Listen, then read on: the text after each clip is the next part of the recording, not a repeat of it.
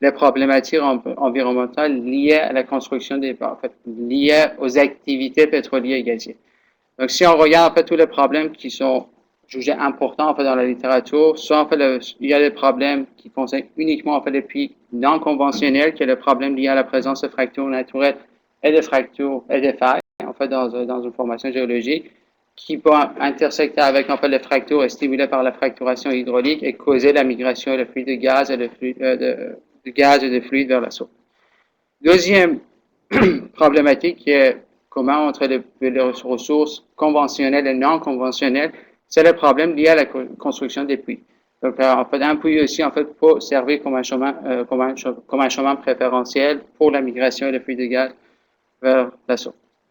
Donc, deuxième partie du projet, c'était de définir les propriétés hydrogéologiques du ciment. Et en fait, le but était de faire des simulations avec des variables propres dans le bassin de Saint-Laurent. Ensuite, on avait passé un temps en fait sur préparant un peu le simulateur, comme je vais vous expliquer en fait par la suite, pour la discrétion système de fluide, et finalement réaliser les simulations numériques et interpréter les résultats. Donc, sur l'étude O3, en fait, qui est deuxième mesure, c'est l'étude de puits type représentatif des puits forêts au Québec au cours de 100 dernières années. Dans ce travail, en fait, dans ce projet, je travaille avec Félix Antoine Combo, ici présent, également Jean-Michel. Ce projet est arrivé en fait à la fin de l'année, à peu près en fait 2 ou 3 mois en fait qu'on devait finir en fait ce projet dans 2 ou 3 mois.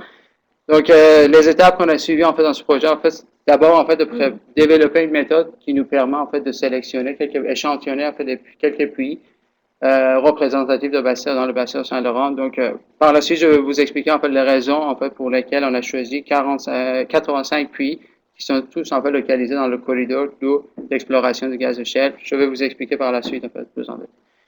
Ensuite, on a réalisé une nouvelle base de données qui en fait, on a la base de données sur le site du ministère, mais pour en fait cette nouvelle base de données, on est parti vraiment sur le rapport de forage et aussi les programmes d'abandon qu'on les a utilisés pour retirer toutes les informations possibles sur la construction de puits, le statut des puits, les coffrages, le type de coffrage, le nombre de, comment les puits sont abandonnés, les bouchons utilisés pour abandonner les puits.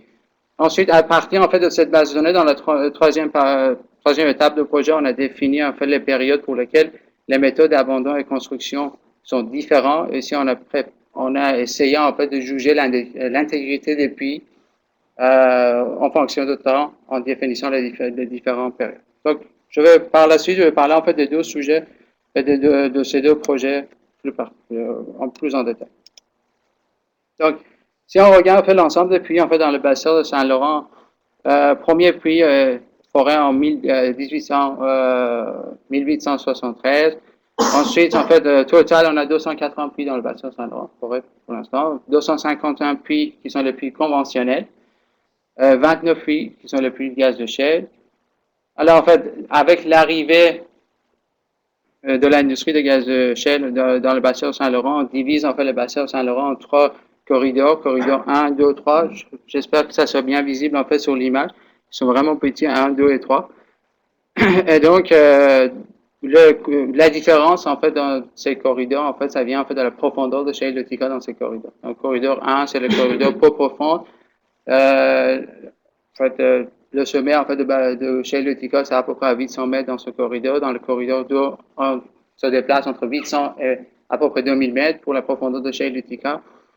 Et dans la zone 3, qui est après en fait la ligne Logan, on arrive en fait d'échelles très profondes pour aller en fait jusqu'à 2500 mètres, en fait de 3000 mètres en fait pour arriver en fait d'échelle éthique. Pour l'instant, en fait, dans les deux, si on regarde en fait la stratigraphie en fait dans le bassin de Saint-Laurent, on a Kingston, Lorraine, et ensuite en fait Utica.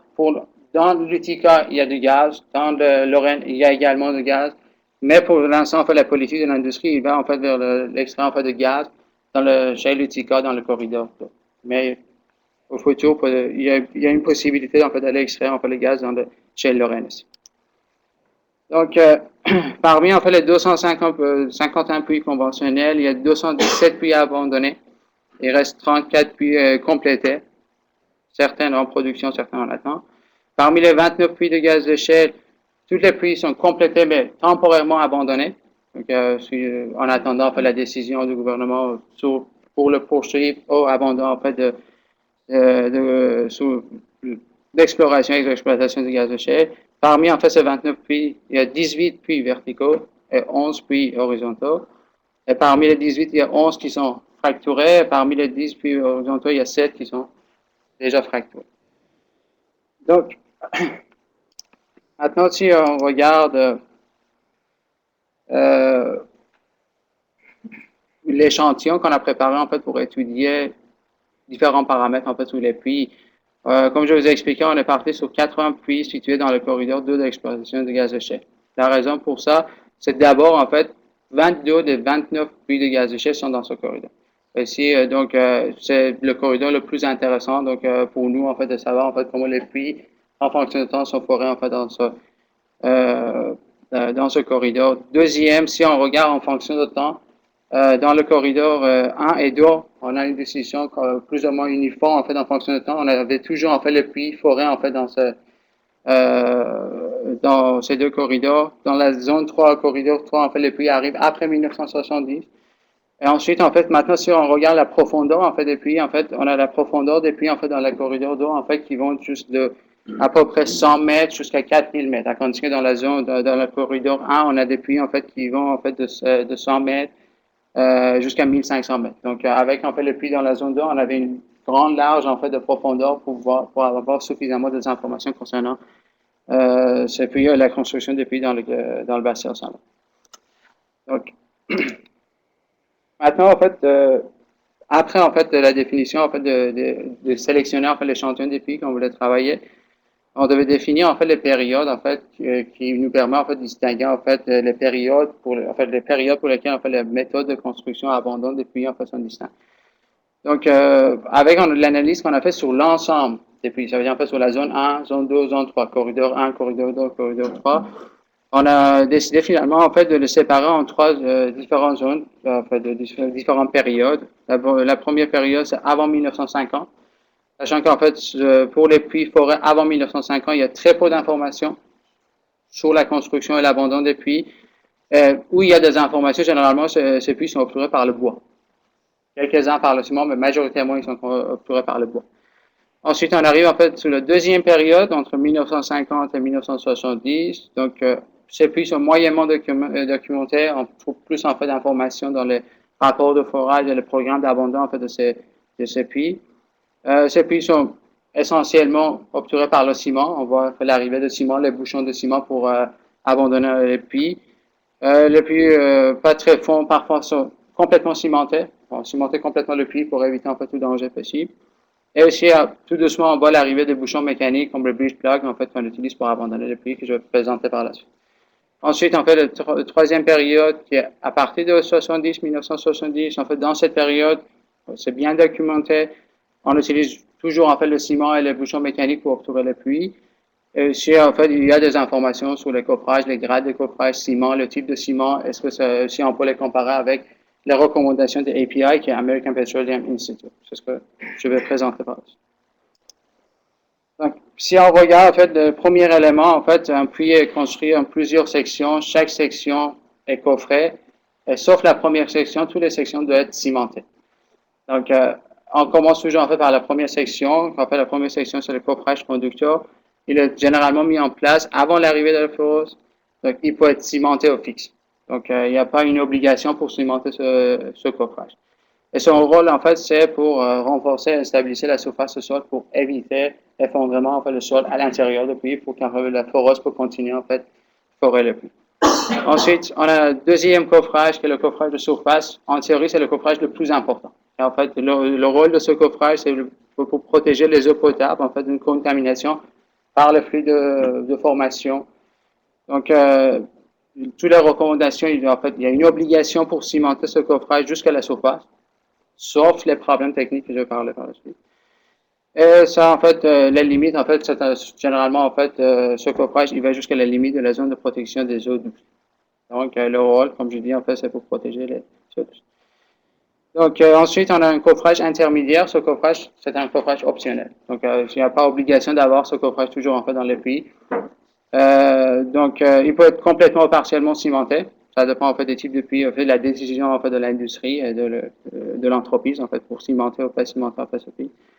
Alors, le problème, c'est, généralement, on l'utilise pour le problème de cave-in, c'est effondrement, en fait, les parois, on fait autre chose à l'intérieur, en fait, de puits, qui laisse pas, en fait, le forage continuer, en fait, le forage de puits. Donc, on utilise généralement, en fait, un ou deux, en fait, coffrages intermédiaires pour continuer. Généralement, on le voit souvent, en fait, dans le puits très lent, très profond.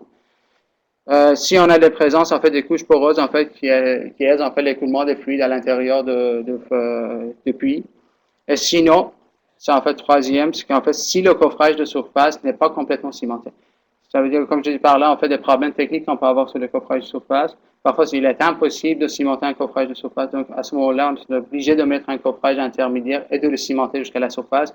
Et ce coffrage va remplacer ce coffrage intermédiaire va remplacer le coffrage de surface.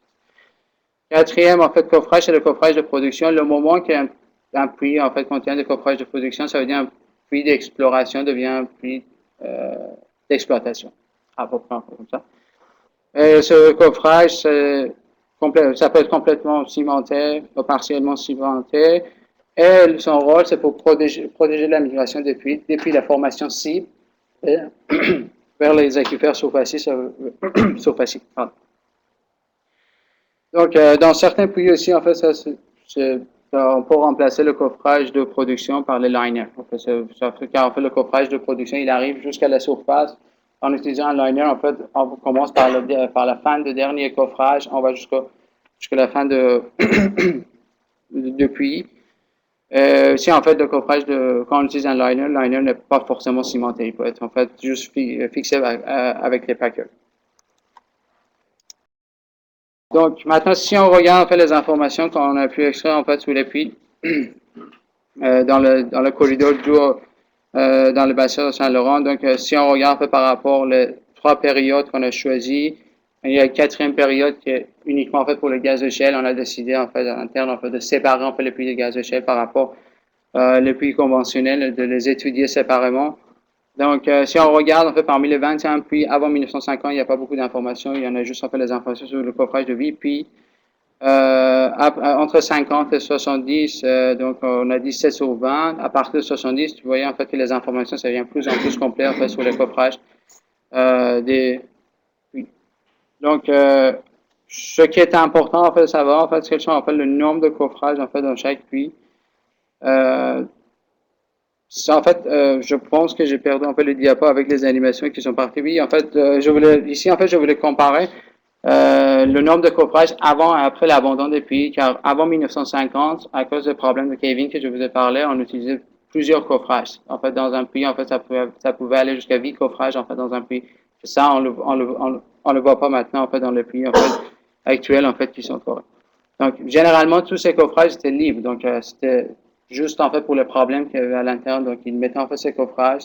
Et à la fin, en fait, pendant l'abandon de puits, ils tiraient ces coffrages et ils les ramenaient, en fait, sur une autre site de production, en fait, d'exploration, et ils utilisaient ces coffrages. Mais si on regarde, en fait, l'ensemble, en fait, depuis, après l'abandon, en fait, le nombre de coffrages qui existent à l'intérieur du puits, en fait, on a un pic, en fait, sur deux ou trois. Généralement, en fait, c'est le coffrage conducteur, surface intermédiaire, ou vous avez, en fait, surface intermédiaire production. Donc, généralement, c'est comme ça. Alors, si on regarde, en fait, les statuts de l'ensemble, en fait, depuis, en fait, dans le bassin de Saint-Laurent, en fait, on a trois différents statuts pour les coffrages. Soit un coffrage est fixe, soit un coffrage est libre, soit un coffrage est cimenté. Donc, si on regarde, en fait, avant 1950, en fait, la plupart des coffrages, ils étaient libres. Après, en fait, 1950, en fait, on a plus, en fait, des coffrages qui sont cimentés. Et les coffrages qui sont fixes après 1970 sont tous, en fait, le coffrage conducteur. Donc, on peut dire, en fait, avant 1950, on n'avait pas vraiment fait la tendance, en fait, de cimenter ces puits. Et donc, ces puits, en fait, ils peuvent avoir des problèmes de coffrage.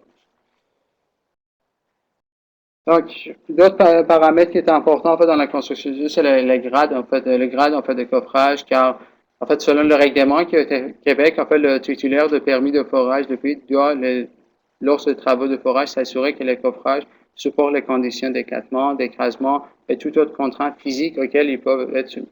Donc, généralement, en fait, pour le puits, on utilise, en fait, les grades donnés par le API, American Petroleum Institute, en fait, qui ont fait, en fait, un classement, en fait, les grades. Donc, maintenant, si on regarde, en fait, dans le puits, en fait, dans le bassin de Saint-Laurent, on voit bien que, oui, il y a des informations, c'est pas toujours disponible, donc, c'est plus, en fait, pour le puits à partir de 1970 pour extraire ces informations, où il y a des informations. Donc, on voit bien qu'en fait, ça respecte bien en fait, les grades utilisés recommandés par l'API. L'autre problème en fait qui est important en fait sur le coffrage, c'est la cimentation de coffrage. Donc, comment en fait un coffrage est cimenté. Un coffrage, en fait, comme je dis, en fait, la recommandation d'API, c'est de le cimenter jusqu'à la surface. Il y a 8 différents types de ciment qu'on peut l'utiliser. La différence entre ce ciment, ça vient en fait des additifs qu'on ajoute dans ce ciment. Ça peut être en fait des accélérateurs, des retardataires, en fait, qui jouent sur la hydratation de ciment, qui a un rôle très important pour créer et générer les fractures, en fait, dans le ciment, comme je vais parler par la suite. Et aussi, en fait, d'utiliser ces ciments, en fait, pour les différents conditions, pression et profondeur. Comme vous voyez, par exemple, A, B, C, c'est entre 1800 jusqu'à 1830 mètres. Et après, en fait, on peut utiliser les ciments pour les puits plus profonds. Et aussi, en fait, par rapport aux puits présents dans la formation, il y a certains ciments, en fait, qui ont une résistance supérieure par rapport à la présence des sulfates. Donc, après, en fait, si on regarde maintenant, en fait, la cimentation des coffrages, donc, toutes les informations qu'on a obtenues, en fait, sur 115 coffrages, sur total de 180 coffrages qu'on a des informations, on peut savoir, en fait, si les coffrages sont cimentés jusqu'à la surface ou non. Donc, parmi ça, en fait, si vous voyez, il y a à peu près 66 coffrages qui sont cimentés jusqu'à la surface et les autres coffrages non. Donc, ça, en fait, ça peut être un problème important car par rapport à toutes les recommandations, ces coffrages doivent être cimentés jusqu'à la surface. En cas, en fait, d'une cimentation partielle, vous pouvez avoir, en fait, des zones poreuses qui contiennent des gaz et des flux de formation qui ne sont pas protégés, qui peuvent entrer, en fait, dans le coffrage, monter et arriver vers la surface. Donc, à propos en fait de classe de ciment aussi, si on regarde, à part 2 ou 3 pays qu'on a utilisé, en fait, le ciment de construction qui est complètement différent, car dans le ciment de construction, on a des graviers, et dans le ciment, en fait, utilisé pour les puits, on n'a pas de gravier. Le gravier, en fait, il joue énormément sur l'hétérogénéité du ciment et de créer, en fait, un ciment plus perméable et plus poreux. Sinon, en fait, pour les autres pays, généralement, on respecte le classement présenté par. Alors maintenant, en fait, d'autres paramètres qui étaient importants, à part, en fait, jusqu'à maintenant, on a étudié, en fait, l'ensemble des coffrages, comment ils sont, en fait, construits, comment ils sont cimentés. Mais particulièrement, en fait, le coffrage de surface, c'est le coffrage où il y a plus de règlements et l'exigence, en fait, sur ce coffrage. Et en fait, en théorie, comme j'ai expliqué, ce coffrage, il est censé, en fait, de protéger, en fait, les aquifères d'eau douce. Donc, le règlement actuel au Québec, il dit en fait que la longueur de coffrage de surface doit être 10% de la longueur verticale totale en fait de puits. Donc, c'est juste en fait remarque, en fait, quand on parle de pluie horizontale, en fait, les puits horizontaux, en fait, ils ont une section horizontale qui n'est pas considérée dans ce calcul. Donc, c'est juste en fait la partie verticale de puits qui est importante. Donc, maintenant, si on compare le règlement actuel au Québec avec, par exemple, le règlement en Alberta, en fait, en Alberta, il y a 3 formules pour calculer en fait la profondeur maximale en fait de coffrage de surface. Donc, soit on prend en fait la profondeur en fait depuis le plus profond à un rayon en fait de 200 mètres. Il y a une relation empirique qui permet de déterminer la profondeur en fait la longueur en fait de coffrage de surface. Troisième, qui est le règlement actuel de Québec, c'est 10% de la profondeur maximale prévue pour le puits. Et quatrième, en fait, on prend en fait ces 3 valeurs obtenues, on prend le maximum, on détermine en fait quelle sera la longueur de puits. Donc maintenant, si on regarde en fait ce qui se passe, ce qui est recommandé par API, c'est en fait tous les coffrages de surface doivent forcément en fait fixer en dessous de tout aquifère d'eau douce. Donc si on suppose que grosso modo en fait à Québec, les aquifères d'eau sont à peu près à 100 mètres, 100 mètres de profondeur. Donc on voit en fait que si on regarde en fait, la longueur des coffrages qu'on a obtenus en fait dans le corridor d'eau, à part 5 puits, pour les autres puits, ça, c'est conforme. Donc en fait, en théorie, en fait, ils sont protégés. Donc maintenant, si on applique le règlement actuel, en fait, ce qui en fait face, en fait, dans le tableau ici, en fait, l'histogramme qui sont à droite. Et donc, si on regarde, en fait, on calcule 10% de la profondeur verticale, on compare avec la longueur de coffrage de surface. Donc, on voit qu'en total, il y a 6 puits qui ne sont pas conformes, 40 puits sont conformes, et il reste encore 39 puits qu'on n'a pas d'informations nécessaires pour le déterminer. Donc, ça reste encore une question à poser sur ces puits. Généralement, en fait, ces puits sont les puits forêts avant 1950 aussi. En fait, il n'y a pas beaucoup d'informations sur ces puits. Donc, après, on fait la construction de puits, on fait de coffrage, si on fait la cimentation de coffrage, coffrage de surface. Maintenant, parlons de l'abandon, en fait, d'un puits. En fait, en définition, en fait, on a deux différents types de puits. Soit on a un puits ouvert, en fait, en anglais, on dit open hole, soit on a un puits coffret, case hole. La différence entre ces deux puits, juste, en fait, c'est le coffrage de production. Quand vous avez un puits coffret, ça veut dire, en fait, votre puits est complètement, le puits est complètement coffret, donc ça veut dire que vous avez forcément un coffrage de production qui arrive vers le fond du trou. Quand on fait un puits ouvert, vous pouvez avoir zéro coffrage ou un ou deux coffrages. Il suffit en fait qu'une partie du puits soit pas coffret et ça vient en fait dans le puits ouvert. En fait, la raison en fait pour cette distinction, qui en fait le règlement change en fait pour ces deux différentes catégories de puits. Il y a différents mineurs en fait dans le règlement.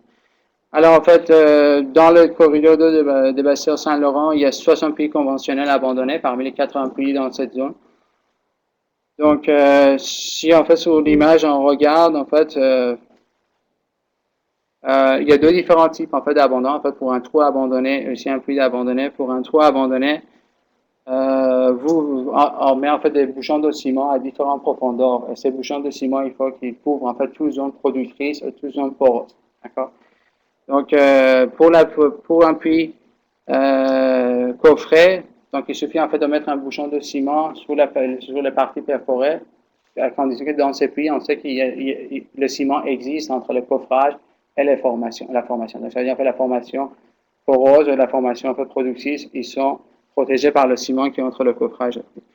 Donc, si on regarde en fait la nouvelle technologie qui est arrivée en fait, comme je vous ai parlé en fait après 1970, c'est l'utilisation des bouchons mécaniques, les bridge plug. Donc, le bridge plug en fait, il faut au moins en fait avoir 10 mètres en fait de ciment sur chaque bridge plug utilisé en fait dans le puits. Et l'avantage en fait des bridge plug, c'est qu'en fait on peut avoir des réentrées dans le puits si on veut faire en fait d'autres études, on veut faire une modification dans le puits. Donc, alors, si on regarde en fait le résultat de bassin et Baichu, en fait, ce qui est important de savoir, en fait, que plus en plus qu'on part vers le trou abandonné, vers le puits abandonné, où la section perforée est cimentée, ou en fait un puits abandonné, où on utilise le bridge plug, on commence à avoir en fait plus de risque de fuite de gaz. Donc ça veut dire en fait que où vous avez un puits coffret, vous avez plus de risque par rapport à un trou abandonné, où vous avez un puits avec un bridge plug, vous avez encore plus de risque, même par rapport à un puits coffret qui n'a pas de bridge plug. Là-dedans, il y a uniquement en fait les bouchons dessus. Donc, maintenant, si on regarde en fait dans le bassin de Saint-Laurent, donc, statut d'abandon des puits, donc, il existe en fait 9 puits coffrets, ouverts sans coffrage. Ça veut dire en fait tous les coffrages sont retirés. En fait, tous ces puits, généralement, ça vient de avant 1960, qui était une activité courante en fait de retirer les coffrages. Ensuite, on a les 22 puits en fait qui sont ouverts avec coffrage. Généralement, en fait, on a le coffrage surface intermédiaire dans ce puits. Et je pense qu'il y avait 22 puits en fait qu'on n'a pas d'informations. Et aussi, il y a 7 puits qui sont coffrés. Donc, parmi les puits abandonnés qu'on a étudiés. Donc, maintenant, si on utilise en fait le type de bouchons qui sont utilisés dans ces puits, en fait, comme vous pouvez constater, avant 1950, on utilisait rarement en fait le ciment, mais plus le bois. Donc, on remplissait en fait, en mettant en fait des bouchons en bois en fait dans le puits à différentes profondeurs pour l'abandonner. À partir de 1960, donc on voit en fait vraiment l'arrivée de ciment, qu'on utilisait toujours en fait le ciment pour protéger, pour abandonner ces puits. Et en fait, à partir de 1970, on voit l'arrivée vraiment en fait des bridge blocks, et aussi on utilise le ciment et bridge block en fait pour ça. Donc, maintenant, si on regarde en fait, le règlement au Québec au niveau en fait, de l'abandon des puits, donc il y a 4 exigences. En fait, d'abord, il faut mettre un bouchon d'une longueur minimale de 30 mètres doit être placé au fond du trou. Ça, c'est en fait le deuxième règlement, ce premier règlement. Deuxième règlement qui change en fait pour les trous abandonnés, les puits abandonnés. Dans un trou abandonné, chaque zone porose doit être couverte en fait par un bouchon de ciment de 30 mètres. Dans le troisième règlement, en fait, pour un puits coffret, en fait, la longueur de bouchon de ciment en fait, de 30 mètres descend à 10 mètres. Pour la troisième exigence, en fait, un bouchon de ciment d'une longueur minimale de 30 mètres doit être placé à travers le sabot de coffrage de surface lorsque ce coffrage représente la plus profonde coffrage. Donc, dans les puits, en fait, il y a coffrage d'intermédiaire, mais il n'y a pas de coffrage de production. C'est 30 mètres en fait, de ciment, il va en fait le sabot en fait, de coffrage d'intermédiaire, et pas le coffrage de surface. Le quatrième, en fait, que tout le puits, en fait, de coffrage doit être coupé à 1 mètre au-dessus de la surface au sol. Et fait, les 10 premiers mètres, en fait, de coffrage sont remplis de ciment. Après, il y a une plaque d'acier qui est soudée, en fait, sur le tubage extérieur. Donc, ça, c'est la façon qu'on abandonne, en fait, par rapport au règlement, il faut abandonner un puits. Donc, en fait, si on regarde, en fait, chaque exigence, si c'est valable ou non, en fait, dans le bassin Saint-Laurent. Déjà, en fait, il y avait très peu d'informations sur les puits pour qu'on puisse vraiment valider ça. Aussi, d'autres raisons, en fait, vous ne voyez pas ici, en fait, non conforme, on dit toujours, en fait, conforme. En fait, on jugeait les puits avec le programme d'abandon. Il peut y avoir une différence entre le programme d'abandon et le rapport d'abandon, en fait, pour les travaux d'abandon qui sont faits pendant l'abandon de puits. Généralement, en fait, le programme d'abandon, il sort avant d'abandonner un puits, même avant certains travaux sur les puits.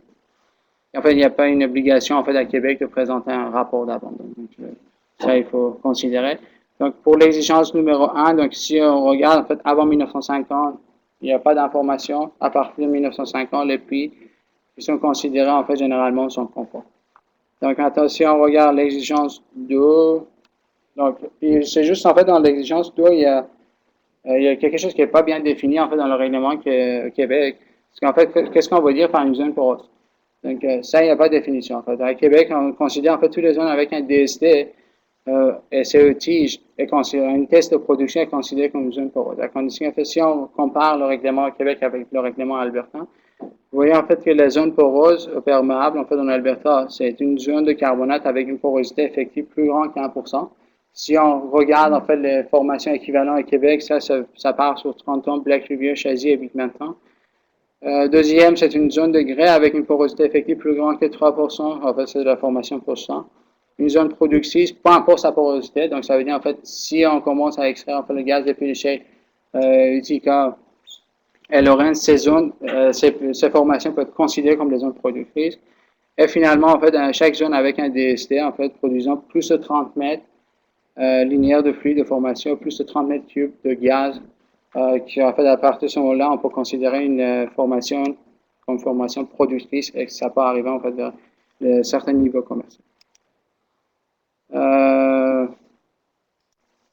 Maintenant, en fait, si on regarde, en fait, l'exigence d'eau, donc, c'est la première chose qui est importante de savoir, d'avoir une idée sur la longueur de bouchon de ciment dans ce puits. Donc, si on regarde, en fait, minimum, si on considère minimum, c'est 30 mètres. Donc, la plupart des bouchons de ciment sont une longueur plus grande que 30 mètres. Pour ceux qui restent avant, en fait, 30 mètres, il y en a deux, en fait, qui sont les puits. Donc, il faut avoir uniquement, en fait, 10 mètres de longueur pour les bouchons de ciment. Donc, en fait, les informations qu'on a, ça montre, en fait, encore avant 1950, il n'y a pas d'informations. Après 1950, on a des informations, en fait, sur ça. Pour l'exigence 3, en fait, qui était un 30 mètres de ciment, en fait, sur le sabot de coffrage de surface, le dernier coffrage en cas, en fait, un 3 abandonné. Donc, on a plus d'informations. Donc, si on regarde, généralement, après 1950, cette exigence est respectée. Sans oublier, en fait, le règlement du Québec, en fait, c'est un règlement assez neuf. Donc, c'est récemment qui vient d'être appliqué. Donc, avant, il n'y avait pas vraiment un règlement, en fait, sur le. Alors, en fait, pour le quatrième aussi, donc, si on regarde avant 1950, on n'a rien trouvé. À partir de 1950, en fait, les informations montrent que généralement, en fait, les coffrages sont bien coupés à 1 mètre de la surface au sol. Après, il y a une plaque qui est soudée, en fait, sur ce coffre. Donc, en fait, jusqu'à maintenant, en fait, je parlais, en fait, de la construction des puits. Aussi, en fait, j'ai essayé, en fait, de vous transmettre, en fait, l'idée, en fait, comment un puits mal cimenté, aussi un puits, en fait, qui n'est pas bien abandonné pour créer, en fait, de fuite de gaz vers la surface, de donner, en fait, certaines statistiques, en fait, dans le bassin Saint-Laurent. À partir, en fait, je vais partir, en fait, dans l'étude O310, et je vais parler, en fait, vraiment, en fait, des problématiques environnementales et aussi, en fait, comment des puits peuvent créer, en fait, des problèmes de migration de gaz, de fuite de gaz vers l'espace. Alors, en fait, pour qu'une fuite se produise, en fait, on a besoin en fait, de réunir trois conditions. D'abord, il faut avoir un chemin d'écoulement. Ce chemin d'écoulement, en fait, comme j'ai expliqué avant, ça peut être en fait le fracture naturel ou les failles. En fait, ça passe sur les fractures naturelles et les failles que je vais parler aujourd'hui. Je vais parler uniquement par la suite sur les puits, comme j'ai fait jusqu'à maintenant. Ensuite, en fait, deuxième chemin d'écoulement, c'est le puits. Ça peut être à l'intérieur du puits, en fait, abandonné à travers le ciment qui arrive vers la surface. Sinon, en fait, entre le ciment qui est entre le coffrage et entre le coffrage et la formation. On a besoin d'une force, que ça peut être soit la gradient de pression et la force bouillantie.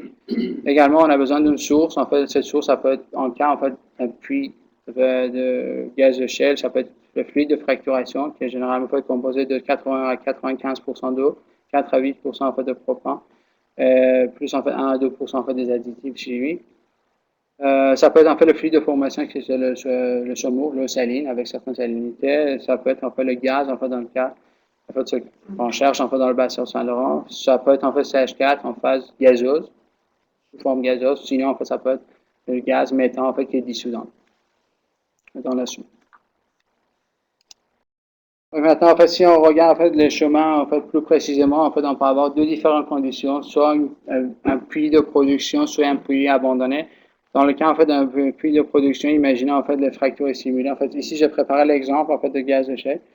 Mais ça peut être un peu la même chose en fait, si on regarde en fait, la partie verticale pour le puits. C'est un exemple de puits horizontaux, mais ça peut être un peu pour le puits vertical aussi, c'est valable. Donc, il suffit en fait que le gaz peut migrer en fait à l'intérieur de ciment qui est entre le coffrage et la formation. Et si vous avez une cimentation inadéquate, ça veut dire en fait si vous avez un ciment qui est perméable, à ce moment-là, en fait, le gaz par l'effet de bouillantie, il entre en fait dans le ciment, il monte et il arrive vers la surface. Pour les puits abandonnés, on a à peu près la même chose, sauf qu'en fait, pour les toits abandonnés, si en fait, les propriétés hydrodynamiques du ciment dépendent beaucoup en fait de la pression et la température d'hydratation. Donc, plus en plus, quand on va au fond de trou, en fait, la pression et la température augmentent. Donc, on peut avoir le ciment plus hétérogène et plus permanent. Donc, c'est ce qui est important de savoir. Donc, à ce moment-là, en fait, le gaz, le fluide de formation pour entrer en fait dans la matrice de ciment et arriver vers la surface. Donc, je vais revenir en fait encore sur les deux puits, en fait, les puits abandonnés, en fait, comme j'ai parlé plusieurs fois, donc entre le coffrage encore la formation digue. Donc, si la cimentation n'est pas adéquate, donc il faut suivre en fait le coffrage pour arriver vers la surface.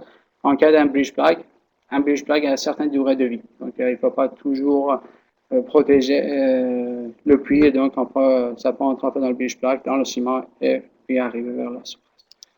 Donc, maintenant, en fait, si on regarde en fait, la cause d'une cimentation inadéquate, en fait, il n'y a pas une définition claire en fait sur la présence, pourquoi il y a des fractures dans le ciment pendant en fait, le durcissement du ciment en fait, qui crée en fait ces fractures. Il y a certaines hypothèses pour comment ces fractures sont générées.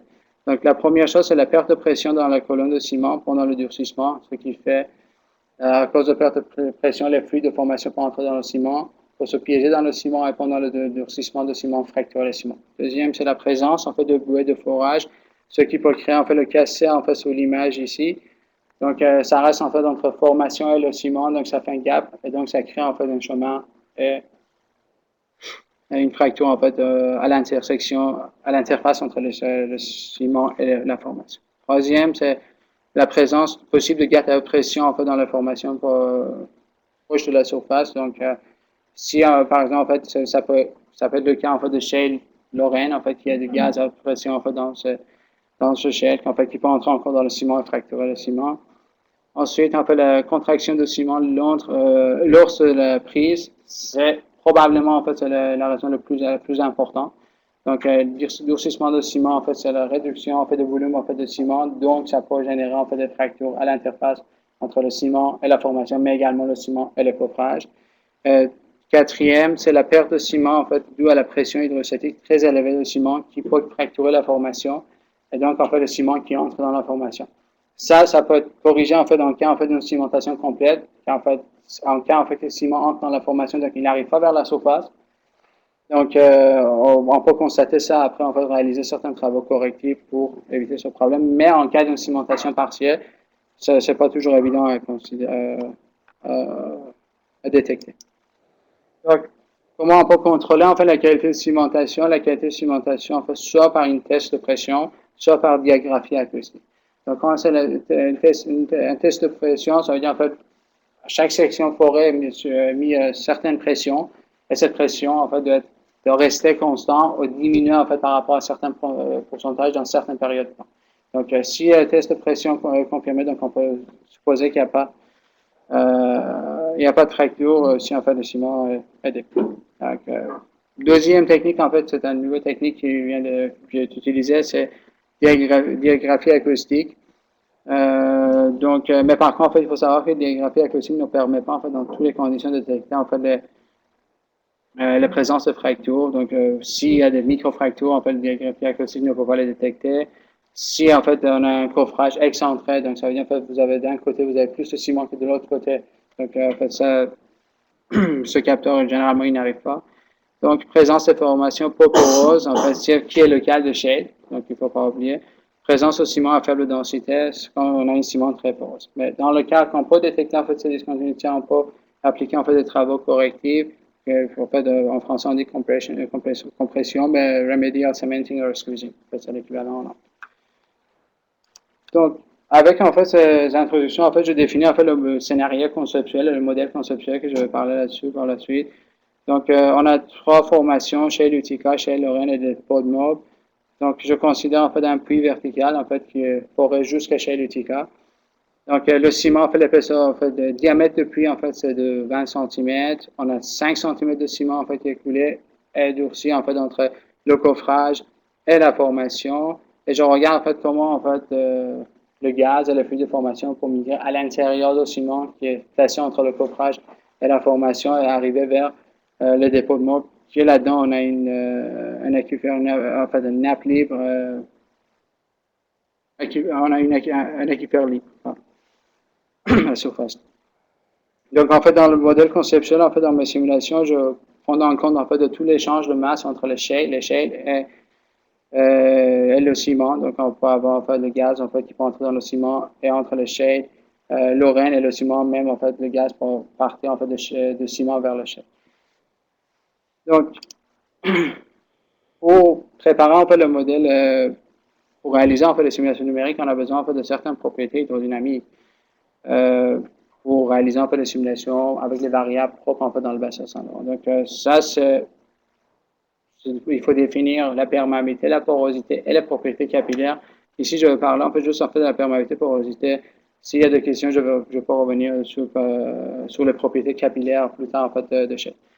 Donc, chez l'Utica, en fait, si on regarde, je trouve en fait des références qui m'ont permis en fait de déterminer la porosité et la perméabilité chez l'Utica. Donc, on a une forte variation en fait de la porosité, en fait, ça reste quand même pas poreux. Si on regarde, on peut aller jusqu'à 6% avec une porosité moyenne de 3%.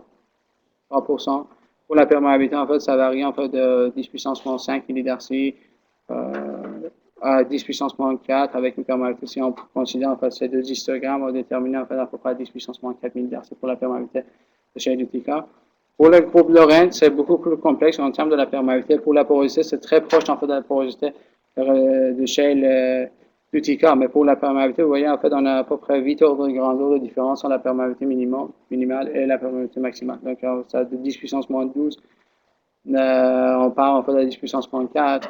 Donc, dans ma modélisation, en fait, dans la simulation numérique, on se met toujours en fait dans les cas conservatrices. Donc, je vais utiliser la valeur maximale obtenue en fait pour le présenter pour le shale de l'oreille.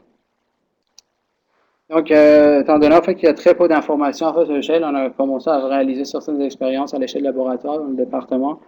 Pour l'instant, en fait, on est parti sur la porosimétrie au mercure, on est parti à la carothèque du ministère des Ressources naturelles, on a récupéré quelques échantillons de shale pour les différents, soit shale Utica, soit shale Lorraine à différentes profondeurs.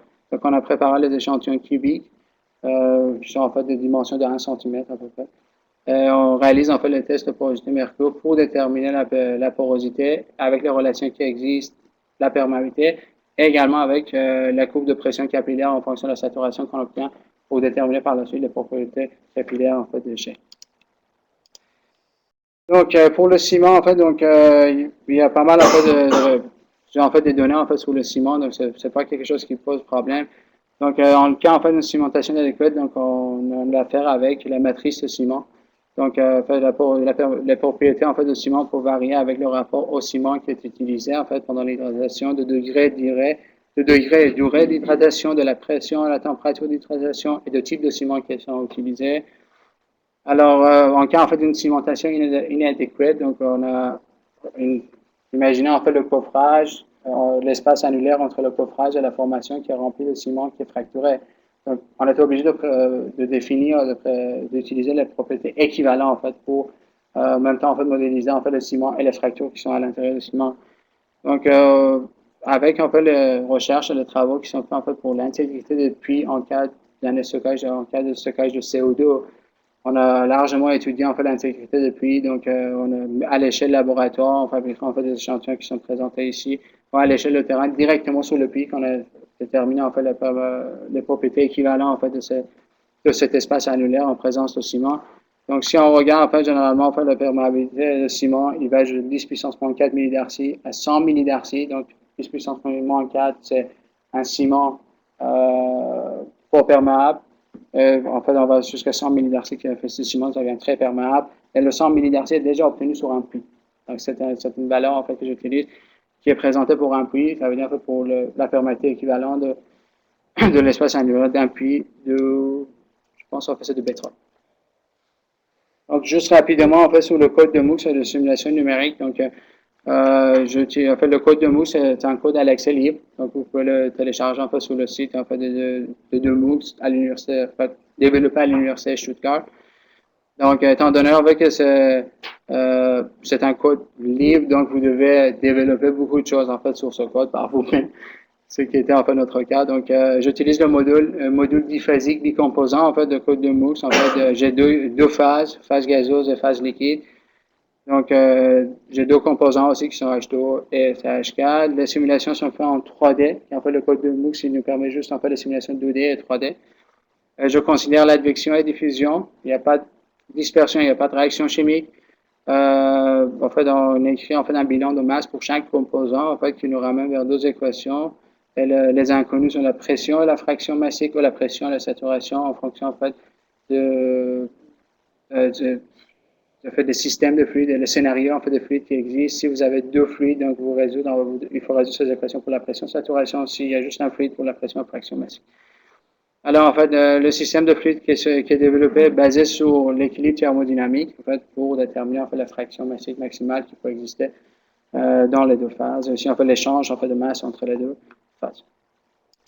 Donc, juste en fait pour le système de fluide, en fait, j'ai utilisé en fait pour O, j'ai utilisé en fait les valeurs données par International Association for Properties of Water and Steam. Pour SOMU aussi, j'ai utilisé en fait les résultats de Seismic Properties of Pore Fluid, SH4, a New Equation of a State and Table of Thermodynamic Properties for Methane. Donc, ce sont en fait les trois références bien recommandées en fait pour déterminer les propriétés de l'eau et aussi en fait le méthane. Alors, j'avais besoin, en fait, de développer un système de fluide, en fait, pour le mélange de saumure et méthane. En fait, ça, en fait, j'ai développé moi-même en utilisant, en fait, les résultats de plusieurs études. En fait, sur les deux figures ici, vous voyez, en fait, le résultat qu'on a obtenu pour la fraction massique, en fonction de la pression. Les traits, en fait, les courbes sont, en fait, le résultat, en fait, de notre modèle qui est développé. Les points sont, en fait, les points expérimentaux. Donc, vous voyez, en fait, il y a un bon accord entre le modèle et les résultats expérimentaux. En fait, l'erreur qu'on a, c'est de l'ordre inférieur à 3%. Donc, en fait, dans la simulation numérique, en fait, je suppose qu'en fait, les couches sont homogènes et isotropes. Donc, j'utilise en fait une salinité constante. Et en fait, le code de MOOC, pour l'instant, ne nous permet pas de simuler la salinité. Donc, c'est la raison pour laquelle vous ne voyez pas, en fait, dans le schéma conceptuel, en fait, de modèle, vous ne voyez pas la présence, en fait, de l'aquifère.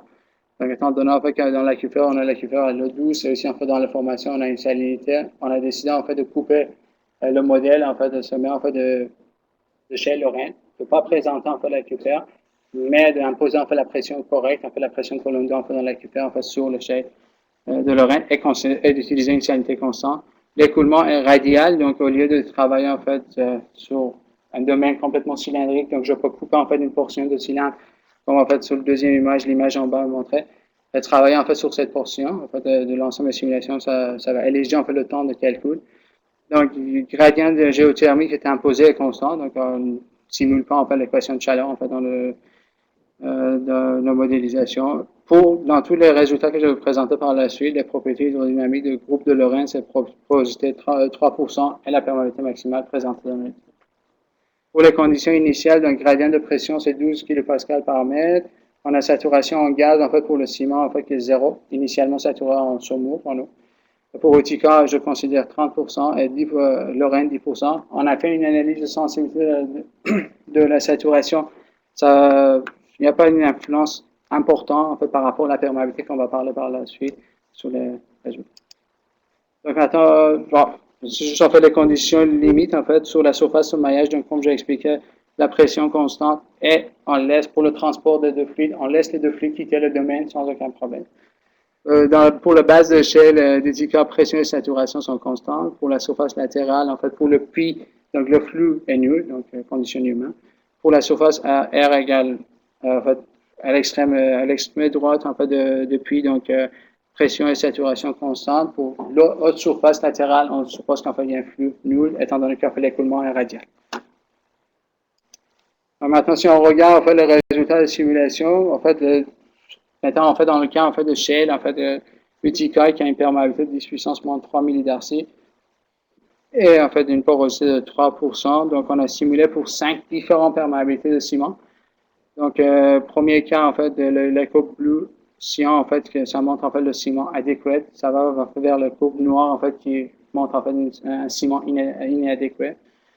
Donc, si on regarde, en fait, pour 5 ordres de grandeur de la perméabilité, il y a une augmentation de 7 ordres de grandeur, en fait, sous le flux. Donc, on peut aller, en fait, vers des flux mineurs, en fait, de l'ordre, en fait, de millième, en fait, de mètres cubes par an, à peu près, en fait, à 1000 mètres cubes par an. Et donc, si vous voyez, en fait, plus en plus que la perméabilité, même encore un ordre de grandeur, en fait, de perméabilité, ça peut faire, en fait, de 2 heures ou 3 heures de grandeur, en fait, sous le flux. Donc, si on regarde en fait pour les trois premiers cas, tout en fait le flux qu'on calculé, ça vient en fait de gaz provenant de chez Utica. On voit pas du tout la présence en fait. J'ai oublié de dire en fait le flux en fait calculé, c'est à la base en fait de l'aquifère. D'accord, donc ça veut dire en fait le flux des deux fluides, soit le gaz, soit en fait le fluide de formation qui arrive à la base de l'aquifère, qui entre dans l'aquifère.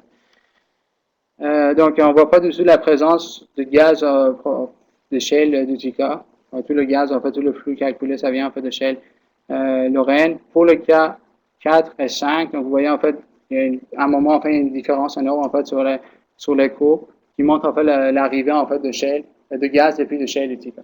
Donc, tant qu'en fait ça reste en fait dans le shale Lorraine, donc les flux sont faibles. Et une fois en fait que le gaz en fait depuis le shale Utica arrive, généralement en fait le flux augmente de façon importante.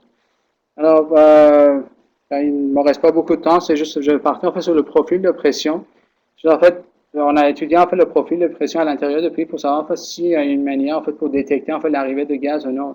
Donc, j'ai comparé le profil de pression dans les 25 premières années pour le cas 1, 3 et 5. Donc, vous voyez en fait pour le cas 1, on voit aucune différence en fait dans le profil de pression étant donné qu'il n'y a aucun gaz qui est arrivé en fait depuis shale.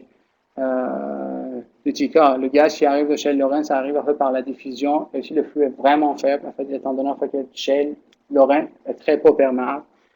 Pour le 4 ans, on voit en fait, après 25 ans, en fait, à partir de 10 ans, on voit en fait, les courbes commencent à diverger. Donc, on voit en fait l'arrivée de gaz. Pour le cas 5, vous voyez clairement en fait l'arrivée de gaz en fait à l'intérieur du ciment. Vous voyez en fait le profil même où en fait sur le cas 5, en fait la courbe rouge et la courbe bleue, où en fait il y a un changement radical de pente. En fait, ça montre en fait ça présente en fait le front de gaz à l'intérieur du ciment. Donc, vous voyez en fait avec cette augmentation de pression en fait peut être éventuellement utilisée à cause en fait d'un monitoring en fait, pour détecter l'arrivée de gaz effectué à certains. Juste en fait, si on considère en fait un shale plus perméable, c'est juste en fait, j'ai présenté le résultat pour le gaz. Donc, si on, pour les trois premiers cas, en fait, ça veut dire en fait ici qu'il y a 6, 7, 8 en fait, qui sont en fait les perméables, en fait, qui représentent la perméabilité adéquate de ciment. Donc, on ne voit pas une différence. Donc, ça réexplique en fait, que, comme j'ai expliqué, en fait, tout le gaz, ça vient de shale de Lorraine et pas de shale Utica. Pour les cas en fait de cimentation inadéquate, c'est ce que vous voyez en fait, ça cause en fait une arrivée plutôt en fait de gaz vers la surface, et aussi des flux beaucoup plus importants en fait de gaz. Ça c'est tout à fait normal en fait qu'un shale plus perméable pour causer en fait pour aider en fait l'écoulement de gaz vers le ciment. Juste en fait pour finir en fait cette présentation, juste certaines conclusions. Donc pour l'étude au 3.3, je pense qu'en fait ce tableau en fait représente en fait tout représente bien en fait le travail en fait qui a été effectué. Donc on a collecté en fait des informations sur le coffrage, sur le ciment et sur l'abandon des puits. Et, en utilisant en fait ces informations, on essaie en fait d'évaluer de façon générale l'intégrité des puits en fait dans le bassin de Saint-Laurent. Donc si on regarde en fait les informations sont insuffisantes pour juger les puits avant 1950. Donc ça nécessite encore ces puits en fait nécessitent certaines attentions. Entre 1950 et 1970, donc on a peu d'informations, donc on peut dire en fait les puits sont peu conformes. À partir de 1970, pour les puits conventionnels, ça vient moyennement conforme. Et si en fait, pour les puits de gaz de shale, aussi on peut dire la même chose, qui sont moyennement conformes. Donc, pour les puits avant 70, donc on a encore besoin en fait plus d'analyse et plus d'études. Pour l'étude au 310, donc pour les propriétés hydrodynamiques, pour les shales, donc il nous faut encore plus en fait d'études pour déterminer les propriétés, et spécialement les propriétés diphasiques, qui sont très inconnues et il n'y a pas beaucoup de publications ni beaucoup de références en fait sur les propriétés diphasiques de shale. Pour les résultats en fait de simulation, donc comme on a vu en fait la présence de ciment frais en fait de bonne qualité, bien installé, pour empêcher en fait l'arrivée de gaz et de flux de formation à la surface, alors même à long terme. Donc, pour le cas numéro 2, on arrive à un puits en fait d'un flux de l'ordre de 10 puissance moins 4 mètres cubes par an. Donc c'est complètement négligeable. Donc c'est même inférieur à certains flux naturels par les failles de fractures naturelles. Donc, une mauvaise cimentation peut causer en fait de flux de gaz, de migration, fuite de gaz notable en fait vers la surface. Donc, dans le cas en fait qu'on a étudié, qu'on est resté en fait jusqu'à en fait les perméabilités prononcées en fait dans la littérature, on n'a pas fait pour les perméabilités de ciment plus élevées que ça. Donc, on arrive à peu près 13 mètres cubes par jour après 5 ans en fait de l'abandon de puits. Ça reste encore faible par rapport en fait, à la valeur de 300 mètres cubes, que 300 mètres cubes par jour, en fait, c'est la valeur en fait, qui est utilisée en Alberta comme limite dangereux en fait, depuis des gaz. Mais nous, on a une valeur en fait, de 13, à peu près 10 mètres cubes, ça reste inférieur à cette valeur, mais il faut savoir en fait, que moi, j'utilisais en fait, une perméabilité modérée pour le ciment. Je ne suis pas allé encore plus loin en fait, dans la perméabilité du ciment. Forcément, en fait, en faisant encore un ordre de grandeur, on peut s'approcher de la valeur facilement en fait, de 300 mètres cubes par jour. Donc, ce qui est en cours, c'est en fait de réaliser des simulations avec les différentes perméabilités de ciment, les autres perméabilités de ciment, en fait, même les ciments plus perméables que ces valeurs étudiées pour l'instant. Donc, c'est ce qu'on a constaté. En fait, certains fuites, par exemple, dans le cas 4, en fait, qui peut arriver, en fait, à long terme. Donc, en fait, ça peut arriver après 30 ans et 50 ans. Donc, il faut avoir un monitoring en continu, en fait, sur les puits. Et aussi, en fait, par rapport aux résultats qu'on a obtenus, en fait, le profil de pression dans de la phase liquide, le profil de pression mesuré, en fait, dans le coprage pour détecter l'arrivée de gaz. Donc, ça peut être un moyen, en fait, de monitoring, en fait, en cas, en fait, d'une arrivée de gaz, en fait, de fuite de gaz, de faire des travaux correctifs, en fait, sur les puits. Donc, merci beaucoup pour votre attention. Je en fait, avant les questions, j'aimerais remercier en fait tous mes collègues, mais aussi mes amis en fait, à l'Université Laval. Et depuis que je suis arrivé, en fait, ils m'ont créé une très bonne ambiance en fait, pour travailler. Et aussi, en fait, spécialement, je veux remercier Jean-Michel, John et René en fait, pour la confiance qu'ils m'ont accordée sur ce projet. Donc, merci.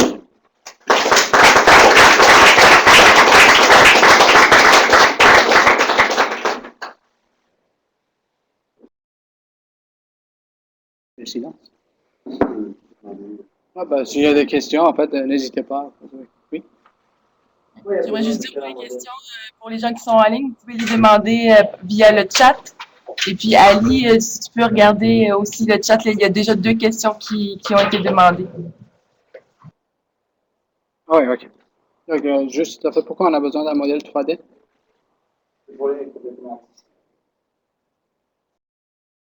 Ouais, mais déjà, en fait, euh, en fait l'extension, en fait, dans la direction θ aussi est important pour vous, car en fait, quand vous faites un 2D, vous supposez en fait que ça va profondément vers l'infini, en fait, tout votre domaine.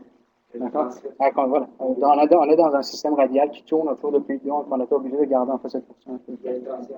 Oui.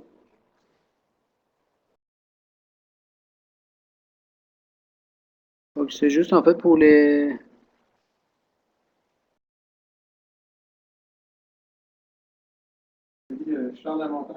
Ouais.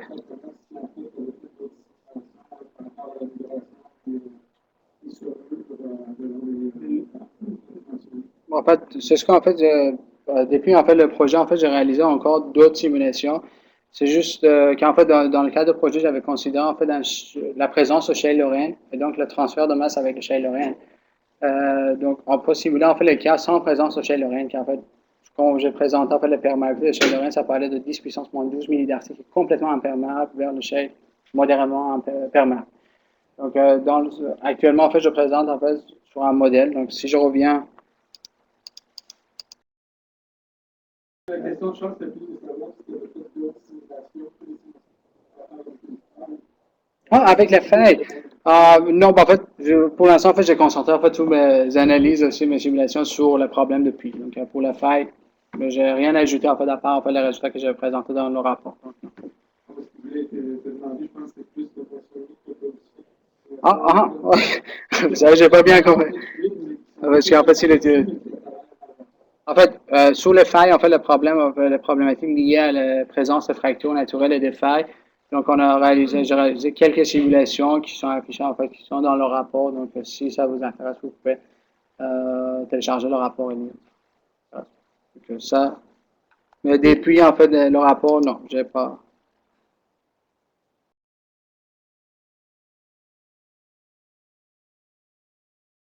Avez-vous évalué les conséquences de vieillissement de ciment? En fait, qu'est-ce qu'on va dire? En fait, vieillissement de ciment, en fait, ça vient en fait de l'âge de puits. En fait, il y a certaines études qui ont fait en fait euh,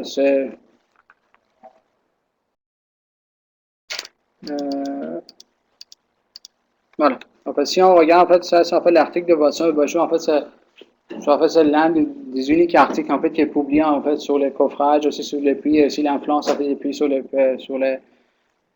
sur le flux de gaz vers la surface. Dans cet article, en fait, l'âge, en fait, depuis, n'a aucune influence, en fait, sur les fuites, aussi, en fait, sur les possibles fuites de gaz vers la surface. Donc, pour évaluer les conséquences, en fait, du vieillissement du ciment, donc, on a besoin, en fait, de simuler, en fait, un peu de géoméca aussi, en fait, là-dedans. Donc, moi, je suis pas spécialiste en géomécanique, en fait, pour considérer, en fait, quelles sont, en fait, l'influence, en fait, du vieillissement du ciment. Une question, finalement, dans la modélisation, parce que le conseiller, Les couches sont isotropes. Si en fait dans les simulations, quand je présentais en fait sur les hypothèses en fait de simulation, je suppose, pour le shale, je suppose en fait tous les couches sont homogènes isotropes. Mais par contre, en fait, je parle, comme vous avez vu en fait pour la perméabilité de shale de Tikka, la perméabilité de shale de Tikka, ça va être fait puissance moins 4 millidards par rapport aux mesures qui sont effectuées. Moi, dans le modèle, en fait, j'utilise en fait une perméabilité plus importante par rapport à ça. Ça veut dire, je suppose que le shale est fracturé. Mais par contre, en fait, je considère une tonalité homogène. Ça veut dire que je vais partir en fait d'un cadre conservatrice. Je calcule en fait le flux maxi qui peut exister. En fait, quand on fracture en fait l'échelle, on fracture l'échelle en fait dans une section horizontale à certains endroits. Moi, je suppose qu'en fait, plus en fait dans l'espace radial, en fait l'échelle est fracturée. Donc ça, elle est plus en fait j'ai en fait l'écoulement vers le flux que je calcule, le débit que je calcule, j'ai en fait le flux maxi. une autre question, dans la problématique entre la théorie sur la notion de calendrier, ça veut dire que c'est d'abord, il faut écrire la visite des flux de l'air. En fait, dans le cas de projet, en fait, on avait des visites de terrain. En fait, c'était prévu en fait de faire des visites de terrain et de faire en fait des mesures d'émanation en fait de flux. Finalement, en fait, ça n'a pas eu lieu. On a fait en fait quelques études, c'était prévu en fait de faire par la suite. Attends, à vérifier si c'est dans quelle raison en fait je décide. Je pense en fait il y a un rapport en fait de 80, oui, en fait il y a un rapport en fait de souvent en fait de ça, en fait il y a en fait la migration.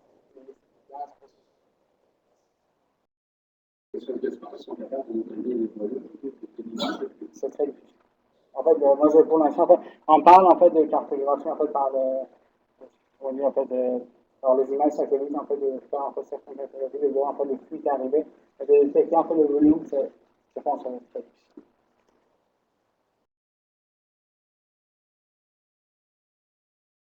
Est-ce qu'il y a d'autres questions ailleurs? Donc,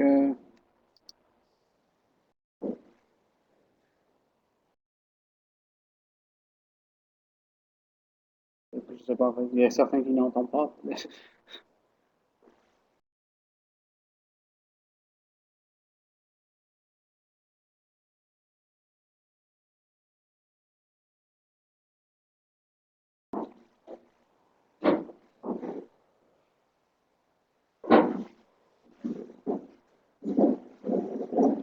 Ah, C'est plus en fait pour comparer en fait ce résultat, il faut avoir des mesures en fait, pour que je puisse comparer en fait mes résultats avec des mesures réelles.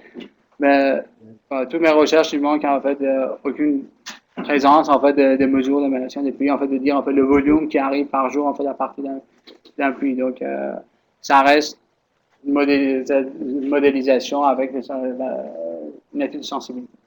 C'est pas de l'ingénierie qu'on fait, mais c'est Oui, on fait la recherche, on ne fait pas l'ingénierie, mais Monsieur Noamas, est-ce que vous m'entendez? oui, je vous entends. Oui, Marc Durand. Écoutez, je trouve intéressant votre présentation, mais pour la partie modélisation, c'est moi qui viens de parler de la confrontation avec la réalité. Vous avez des résultats, par exemple, qui montrent que ça prendra 5000 ans, selon votre modèle, pour accumuler l'équivalent d'1 mètre cube dans un des cas. C'est votre Non, cas, disons. ça, c'est le cas en fait, où on a une cimentation adéquate. Ça veut dire en fait où le ciment est bien présent, rempli en fait le puits. Ça veut dire en fait, les trois premiers cas, on a un ciment en fait, un puits, un coffrage bien cimenté avec un ciment qui fait son rôle. Mais en fait, si vous regardez en fait, le cas 4 et 5, en fait, on peut avoir des fuites notables à condition qu'en fait, la perméabilité augmente. Mais votre cas idéal est basé sur, j'imagine, la perméabilité que vous avez mesurée en laboratoire. Alors que dans le cas des puits, il y a beaucoup d'études. Vous êtes certainement au courant d'une étude qui a porté sur 15 000 puits dans le golfe du Mexique, qui montre qu'il y a un effet du vieillissement du coulis et qu'il y a un puits sur 20 qui fuit quand le ciment est soi-disant en bon état et neuf, et qu'il y a, au bout de 15 ans, 50% des puits sur 15 000 puits. Donc, c'est une étude faite par la firme Schlumberger qui porte sur des puits conventionnels. Ouais. Alors, dans ce cas-là, on a une problématique encore plus simple que dans le cas du gaz de schiste. Là, puis l'autre question que je voulais vous poser, c'est que votre simulation, bien sûr, elle porte sur un écoulement qui, a priori, est radial, puis est vertical. Quel serait, selon vous, l'effet de faire la même simulation, mais dans un puits qui aurait, par exemple, 1 kilomètre en extension horizontale? Ah, en fait, pour le puits en fait, horizontal, en fait, je pense que la partie horizontale n'a pas vraiment. En fait, tout le ciment qui est coulé en fait dans la partie verticale, en fait, qui contrôle en fait la migration en fait des gaz en fait dans la surface. Donc, la partie horizontale, il va entrer dans le shale. Donc, même si en fait, déjà en fait, dès le début, en fait, vous avez la présence de gaz à côté en fait le ciment. Donc, le ciment est complètement en fait saturé en gaz. Mais ce qui est important de savoir, en fait, ce ciment, il chauffe, en fait, ce gaz, il va chercher en fait un chemin préférentiel. Si par rapport à la formation qui est adjacente, la formation qui est à côté, qui est faible, qu'on considère en fait comme une roche imperméable, ou comme un cap rock qu'on le considère, donc, le chemin préférentiel, c'est à l'intérieur du coffrage. Donc, si on a en fait dans le coffrage un ciment avec la perméabilité qui est prévoisant en fait de formation à côté, donc forcément, il va empêcher en fait le gaz de partir en fait de la surface. À condition en fait qu'on a un ciment pas perméable, donc ça va forcément s'orienter vers le puits, en fait la partie verticale, et arriver vers la surface. Donc finalement, je pense que c'est la partie verticale qui cause le problème, et pas la partie horizontale.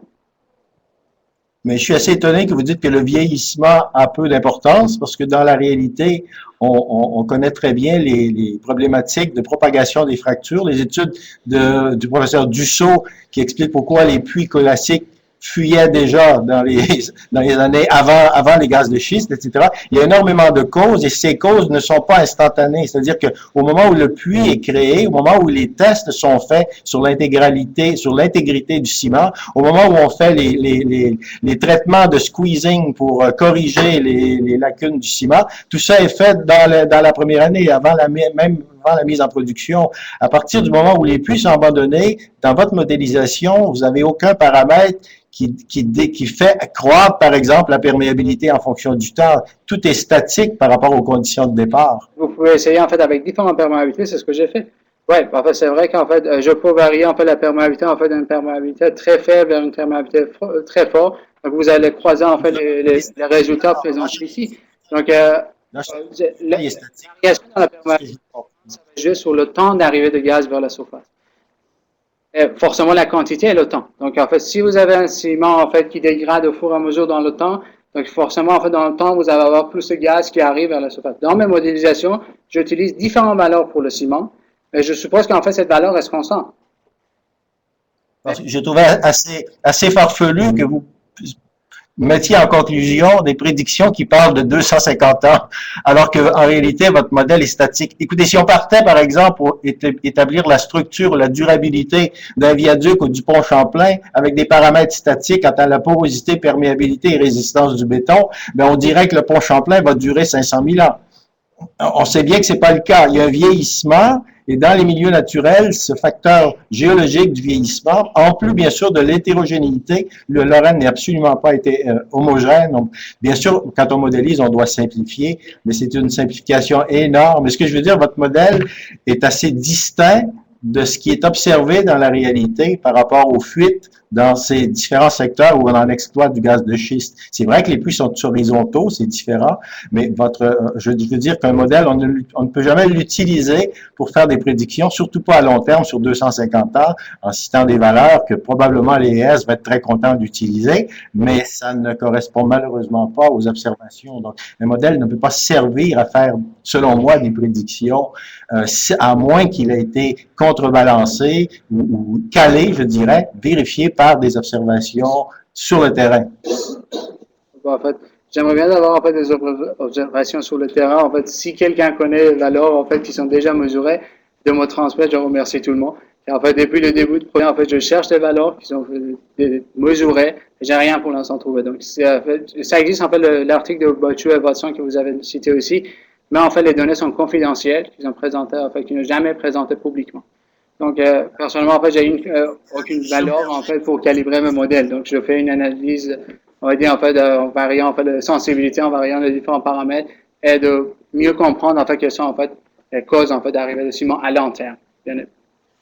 Malheureusement, nous devons arrêter la conférence maintenant parce que les locaux ici à l'université sont occupés par une autre raison. Donc, en vous remerciant beaucoup tout le monde pour avoir participé à la conférence d'Ali. Est-ce que Myriam, tu as quelque chose à rajouter?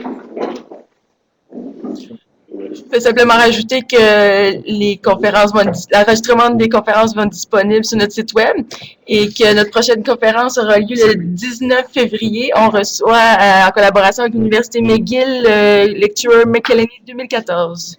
Donc, vous recevrez les informations par courriel pour la suite. Merci à tous d'avoir été là. Merci beaucoup.